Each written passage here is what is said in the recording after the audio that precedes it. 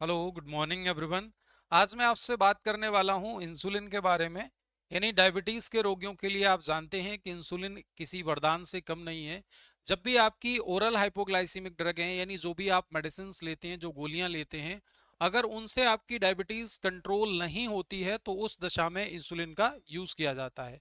तो आज हम बात करेंगे कि इंसुलिन क्या है, किस तरीके से ये आपके शरीर में डायबिटीज को कंट्रोल करता है, कब आपको इंसुलिन लेना चाहिए, यानी आपकी डायबिटीज या आपका शुगर का लेवल कितना हो तब आपको इंसुलिन स्टार्ट करना है, इंसुलिन कितने टाइप का होता है, किस तरीके से शरीर में ये काम करता है। इन सारे विषयों पे मैं आज आपसे बात करूंगा। तो आइए सबसे पहले बात करते हैं इंसुलिन के बारे में कि इंसुलिन क्या है। इंसुलिन आपकी बीटा सेल्स यानी आपके पेनक्रियाज की बीटा सेल से सेक्रीट होने वाला एक एंटी डायबिटिक हार्मोन है। यानी आपकी डायबिटीज को कंट्रोल करता है, आपके शुगर की मेटाबॉलिज्म को कंट्रोल करता है, इसीलिए आप इसे एंटी डायबिटिक हार्मोन कहते हैं।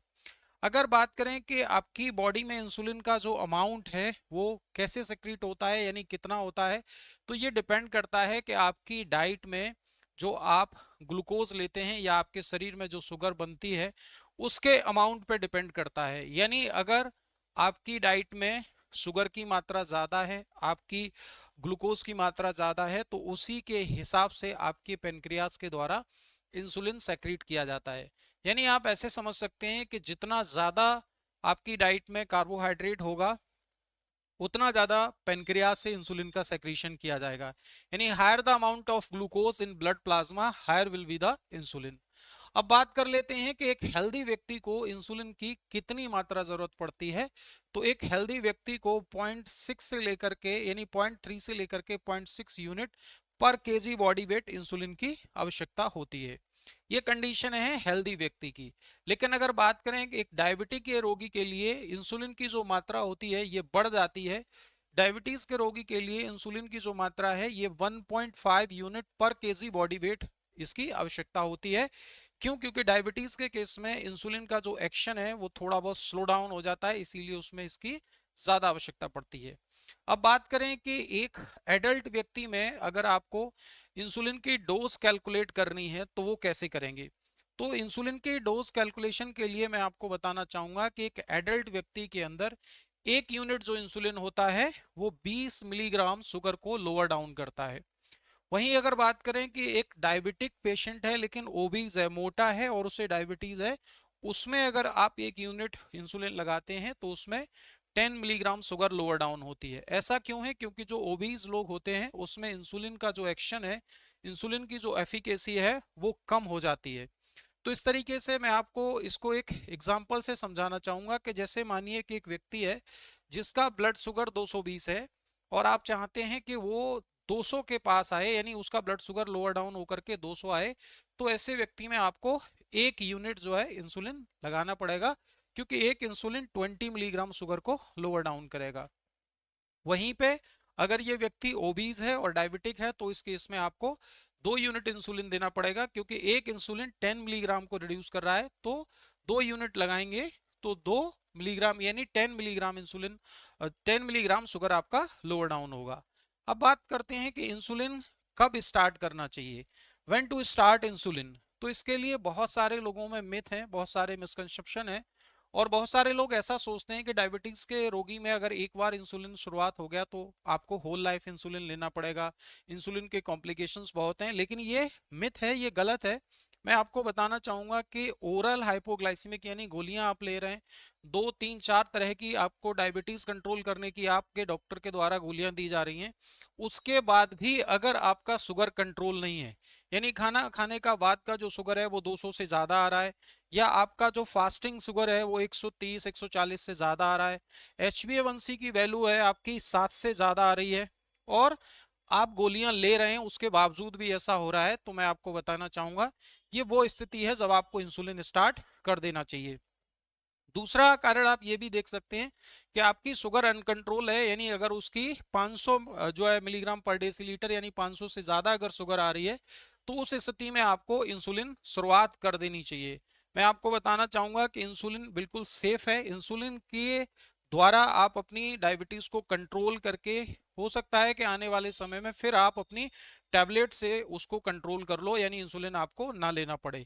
लेकिन अगर आप इंसुलिन नहीं लेते हैं तो डायबिटीज के जो कॉम्प्लिकेशंस हैं, इसके जो हार्मफुल इफेक्ट है आपके शरीर पे बहुत ज्यादा होने लगेंगे। आपकी जो है किडनी अफेक्टेड होने लगेगी, आपकी नर्व अफेक्टेड होने लगेंगी, आपकी आई अफेक्टेड होने लगेगी।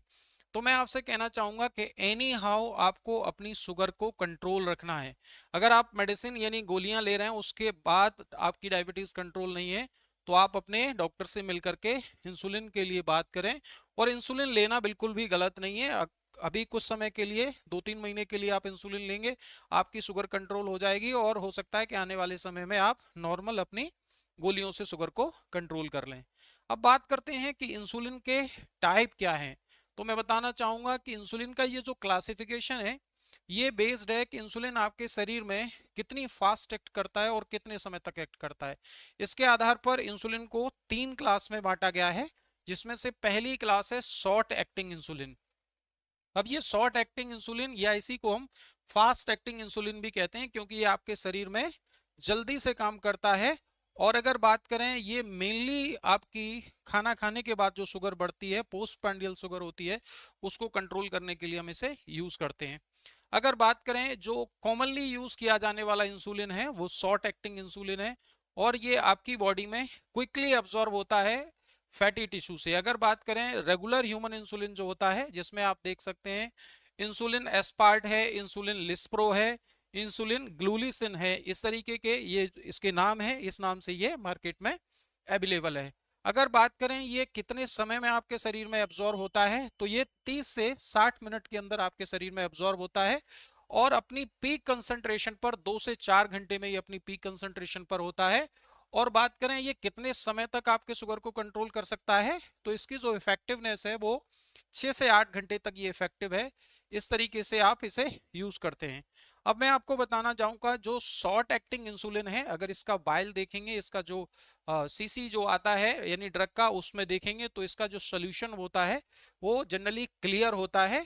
इसको देख करके भी आप पहचान सकते हैं। अब बात करते हैं आपके इंटरमीडिएट एक्टिंग जो इंसुलिन होते हैं। इंटरमीडिएट एक्टिंग जो इंसुलिन होते हैं, इनका जो इफेक्ट है वो आपके शरीर में 1 से 2 घंटे में स्टार्ट होता है, और इनकी जो पीक कंसंट्रेशन है वो 8 से 10 घंटे में ये आपके पीक कंसंट्रेशन पर पहुंच जाते हैं। अब बात करें इफेक्टिव क्या है, यानी कितने समय तक ये ब्लड शुगर को कंट्रोल कर सकते हैं, तो ये आपके 20 से 24 घंटे के लिए आपके ब्लड शुगर को कंट्रोल करके रख सकते हैं। एग्जाम्पल पे बात करें इसका, तो जो आपका न्यूट्रल प्रोटामाइन हेगेड्रोन यानी एनपीएच होता है, या आइसोफिन इंसुलिन होता है, इस क्लास को बिलोंग करता है। इसका सोल्यूशन अगर देखेंगे, यानी इसका जो बाइल है वो जनरली क्लाउडी होता है, मिल्की कलर का होता है, तो उसको देख करके आप पहचान सकते हैं कि ये इंटरमीडिएट एक्टिंग इंसुलिन है। अब बात करें आपका लॉन्ग एक्टिंग जो इंसुलिन होते हैं, यानी जो आपके शरीर में लंबे समय तक आपकी ब्लड शुगर को कंट्रोल करके रखते हैं, इनका जो इफेक्ट है आपके शरीर में, ये 4 से 6 घंटे में इनका इफेक्ट स्टार्ट होता है, और ये अपनी पीक कंसंट्रेशन पर जनरली 14 से 20 घंटे में पहुंच जाते हैं। अगर इनकी इफेक्टिवनेस की बात करें तो ये 24 से 36 घंटे तक आपके ब्लड शुगर को कंट्रोल करके रखेंगे। इनका जो सोल्यूशन होता है वो जनरली आपका जो है क्लियर होता है। जनरली ये अपनी पीक कंसंट्रेशन पर नहीं पहुंचते हैं, यानी ये आपके ब्लड प्लाज्मा के अंदर अपनी एक नॉर्मल कंसंट्रेशन को बनाए रखते हैं। तो इस तरीके से डिफरेंट इंसुलिन के बारे में मैंने आपको जानकारी दी। अब आपको इंसुलिन लेने के बारे में कोई भी किसी भी तरीके का सवाल है, कोई क्वेरी है, तो आप कमेंट करके हमसे पूछ सकते हैं। Thank you all of you.